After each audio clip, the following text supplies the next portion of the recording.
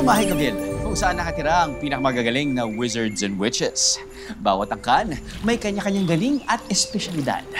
May potion makers, inventors,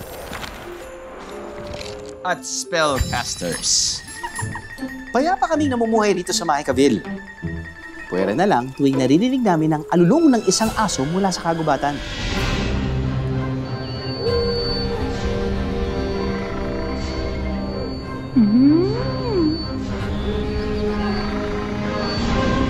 Sa tabi ng bundok, makikita ang mataas na tore na halos umabot na sa mga ulap. Sa tagal ng panahon, ni Isay wala pa raw nakaakyat sa tore. Yon, ang galing naman ng Chacha ko. Isa pa nga. Sit. Chacha, sit. Very good.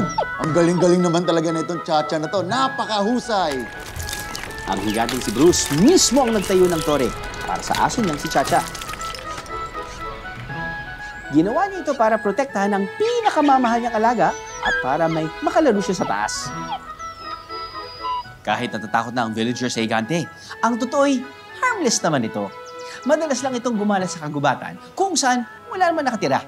Kaya pagtagal, ang karamihan sa Mahikaville, hindi na masyadong iniisip ang higante. Pwera na lang siguro kay Carmi. Kilala siya bilang isa sa mga pinakamagaling na potion master sa Mahikaville.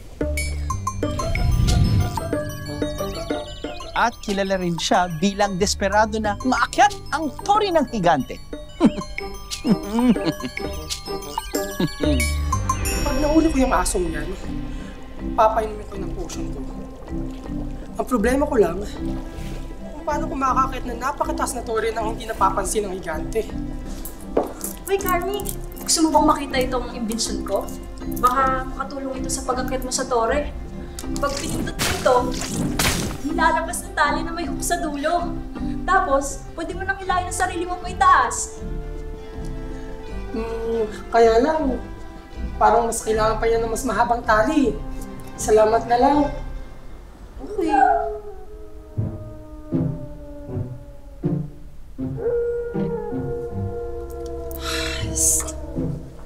Ayan na naman siya.